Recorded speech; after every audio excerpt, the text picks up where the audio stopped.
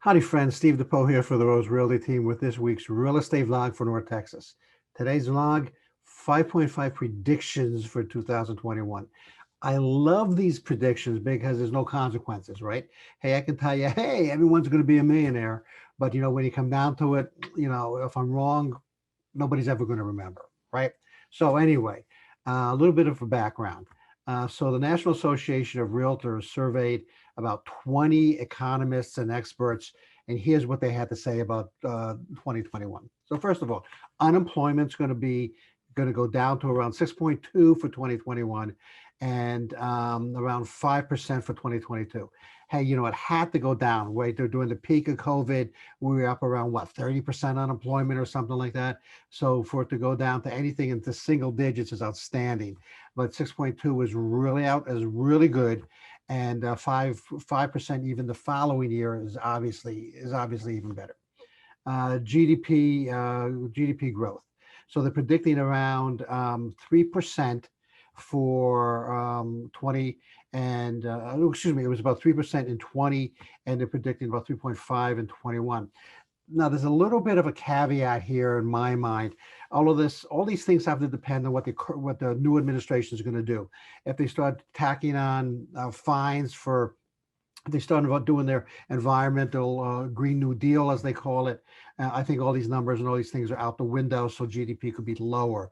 But we'll have to wait and see by the end of the year. But it's good that people are getting together predicting that GDP is going to be higher, around about 3.5. We haven't seen 3.5 since the beginning of the Trump administration. Okay, so if we can get 3.5 and 21, that's going to be outstanding. No recession. Well, we may hit a soft spot, but the economists are basically predicting that we're not going to have recession. We may have a little lull or a little soft spot, but nothing like a recession where people get massive layoffs and those kinds of things. So that's actually really good and really encouraging for those people working in industry, that they can feel that their jobs are probably going to be pretty safe. Number four, mortgage interest rates. So they're predicting mortgage interest rates to end the year in 21 around 3.5%. Now in 19 and 20, so at the beginning of 19 they were around, I'm going to say about 3.5%.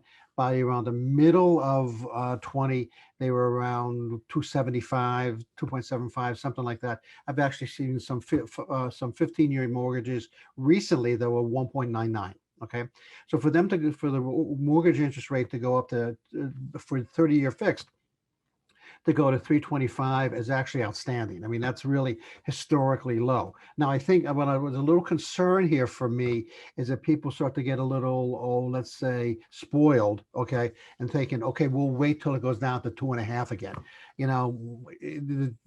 Figure out what the difference is between a mortgage interest rate of 3.25 or 275 or something like that on a $100,000 or $200,000 loan, and you can see that the difference in payments is not phenomenal. Okay, and so if you're going to wait for it to go back down to the twos, you're going to be waiting for a long time.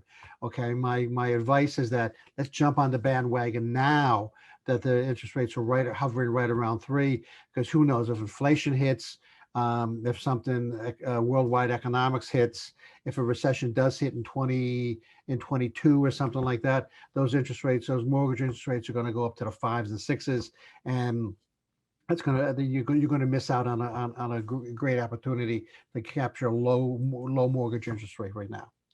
Number 5, affordability. And so these mortgage interest rates are, still, again, historically low, right? But the problem with affordability is prices keep on going up. Where, especially here in North Texas, when you think we have a housing shortage, right? That when you have a house hit the market, you have a lot of multiple bidders, a lot of multiple offers, which is just driving the prices up. The fact that we have more people coming into the area every single year, either from other parts of the state or from other states, or even from other countries, means we have a housing shortage, and that's actually driving some prices up, which means the affordability is, I guess you would say, is going lower, right? even especially for first-time home buyers who are trying to scrape together, maybe who just finished paying off their student loans and maybe are trying to scrape together the money for the down payment. There's a lot of programs out there that we'll talk about in another vlog, but right now the affordability, especially for first-time home buyers, is not outstanding. Low five number the number 5.5, low inventory. So this kind of centers a little bit around what I just said about people coming into the metroplex, but also new housing starts. They're predicting about 1.5 million new housing starts in 21. 19 in 2019, new housing starts were at 1.53 million. So you see, we're not even back up to the 2019 level of new housing starts, and that's going to also impact the inventory and the affordability, because that's going to drive the affordability down. And just as a little bonus, what we've done here is we've done a little bit of research and found out that the post-COVID, the top 10 markets post-COVID for real estate. And as you can see over here in the middle, on the bottom of this slide right here, you can see Dallas, Fort Worth, and Arlington are in the top 10 of the top 10 markets post-COVID. So you can see we're still running and gunning here in the Metroplex of North Texas. So you kind of have to grab on now while the getting's good, right? Give us a call. We'll help you find that house for you, whether you're downsizing, upsizing, or investing. We can help you with that. Coming up next week, and here's another prediction vlog, right? The 5.5 points that we have in store for us in 2021 in real estate. So this one's more focused on real estate, where today's is more focused on general predictions for the Metroplex in the country. This is Steve DePoe for the Rose Realty team. I'm going to bounce.